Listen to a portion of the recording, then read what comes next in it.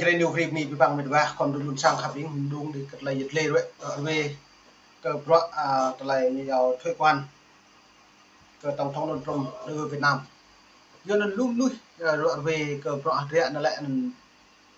Việt Nam Mỹ màu bạc với lại là trong tùy du Việt Nam lại đi biệt lại tùy bồng 20% là bịa đôi nó rất là phải hẹp Việt và rằng cái xem các bộ nhiên Việt Nam bộ màu tổng thống Donald Trump lại bộ màu từ nàng tài nhộn như siết chặt 20% thuế quan của nước Mỹ. Anh tổng thống Donald Trump chiến lược cứ nhớ thuế quan đấy bộ hiếm bảy là bộ riêng trả chưa cất mang lần Việt Nam bằng anh đồng riêng đi đồng Nam Á Việt Nam nắm như cái nắp bún lên tầng phước lại là ngạm mong đừng đã lò để luôn cả phía mạng như Mỹ ủng hộ là nhiều nhất là mình thấy vậy chưa cất được bộ này bác Mỹ bộ màu nhường tay của đảng cộng sản Việt Nam mò 20% thuế quan này vui như cất chặt Úc chỉ có 10% cái bộ vừa chúng bây là làm chênh lệch cả đi gọi là thuế quan này tiệm mạng nhiều Việt Nam ấy chịu 10% bật đạt 80% 4% ít về mạng Việt Nam như yếu đất nước nghèo nhất thế giới này vậy các áp thuế cái nhiều cái tụi rồi vừa nó tổng thống Donald Trump bút chiến lược của đảng cộng sản Việt Nam đây về Việt Nam mưu cái sâu quyệt ta lại nhầm plư tích tra cái trả mấy cái pro này mà muốn thôn chung là trúc thôn cho bò xà trúc rồi này 2025 này ta lại những cái thằng thương mại tự do này ta lại nhiều tự do thông tin tự do báo chí ông ngồi ngã chỉ có hư xuống đấy đây ạ nó mà về xem lăng lấy video của Việt Nam này hàng là dịch lệ đoạn về phân tích của pro như giàu thuế quan đối với Việt Nam 20% này đây xem lăng về đoạn màn hình Việt Nam này Cảnh sát mới tuyên bố áp thuế từ 10 đến 41% lên hàng hóa từ hơn 20 quốc gia. Trong danh sách đó có tên Việt Nam và mức thuế mà chính quyền Trump áp cho Việt Nam không hề nhẹ đến 20%. Con số này nếu chỉ nhìn thoáng qua có vẻ thấp hơn nhiều so với mức 40% mà Mỹ dành cho Lào, Myanmar hay Syria. Nhưng nếu đặt cả những cái tên như Thái Lan, Campuchia hay Indonesia đều chỉ bị áp thuế 19%, thì sự chênh lệch 1 điểm phần trăm kia lại trở thành tâm điểm của nghi vấn chiến lược. Tại sao Mỹ lại nhẹ tay hơn với Campuchia? Tại sao Thái Lan, đối thủ cạnh tranh trực tiếp của Việt Nam trong chuỗi cung ứng, lại được yêu ái? Phải chăng chính quyền Donald Trump đang ngầm gửi đi một tín hiệu rằng Việt Nam không còn là đối tác đáng tin cậy?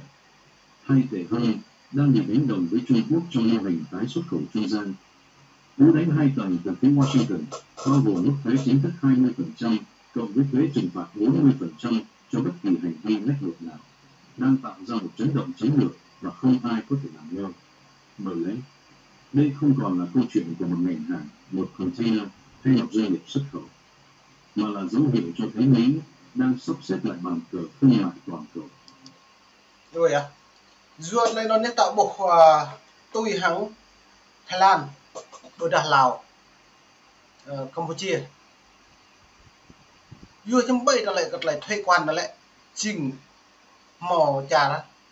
Campuchia vừa một mảng Trung Quốc nhiều máu ưu ái hơn. Còn đối với Việt Nam vừa kết lại bộ máu ưu ái hơn. Nó lại đã bộ hạt điện là lại chính tổng thống Donald Trump bộ máu tin cậy đối với đảng Cộng sản Việt Nam.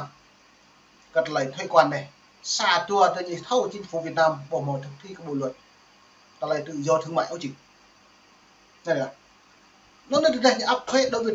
Trung Quốc như Trung Quốc trả luôn núi lên lòng trả Trung Quốc mà trồng luôn dập dàng trong cái nào Trung Quốc màu xanh luôn chứ với riêng cả anh Việt Nam cất nhố chỉ có ăn bám đi ăn xin khắp nơi trên thế giới cơ ta lấy ngoại giao cũng sẽ mà ta lấy hàng hóa cũng sẽ mà kém chất lượng mà lẽ từng trong cái nào nhờ cạnh với Trung Quốc buôn bán thậm chí buôn bán tiền tệ cái bộ vừa những vậy lại nước Mỹ làm nhiều chuyện so kế thú ở kinh tranh thế giới này nhiều chuyện là tay sai cho đảng cộng sản Trung Quốc cái buổi cho nên tổng thống Mỹ Donald Trump cất lại từ một rẽ rồi đảng cộng sản Việt Nam này nhưng mình ác là nhưng mình trọng tư lên cái bằng gọi như bố là chiến lược ngã này bởi luôn ai năm lấy một 20% này cao với lại 10% hạ là gì đúng không, đây là 20% tạo lỗ rồi lại chẳng còn thế là mạng Việt Nam nhập cái nào Trung Quốc như đuổi một Trung Quốc sang trọng đấy cơ mạng Việt Nam cái nào thằng Campuchia nhưng mà lũ đáng đấy đang đây đang đi lời quy vọng giúp cái nào thằng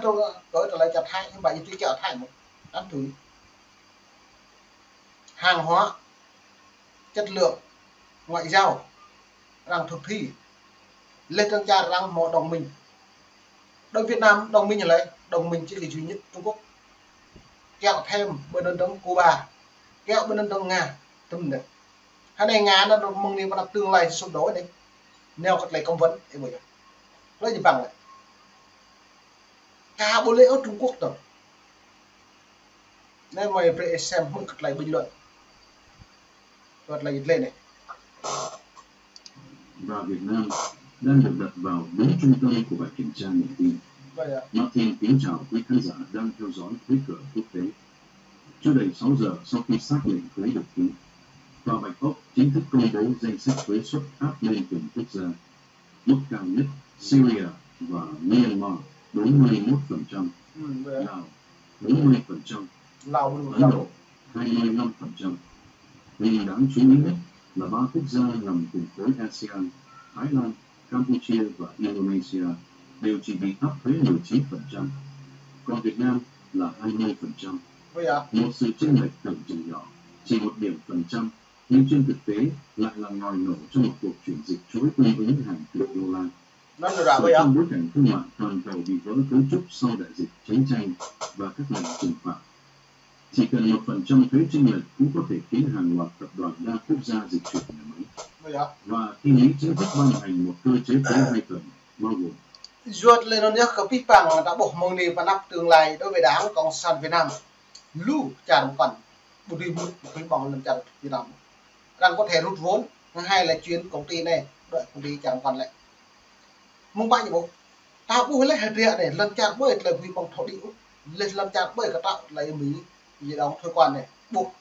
công ty bởi lừa tiếp rồi nữa Hàn Quốc này bởi đảng Nhật Bản này bởi đảng Malaysia này bởi đảng Campuchia lũ chẳng còn đầu tư với đình lần trả Việt Nam với còn 20% với 20% đó lại với hiếm phạ lại chi phí bây giờ 20% có thể là đại số lại phiền lại luật trong nhiều hiếm phạ thuế bổ sung như vậy nên đến muốn sản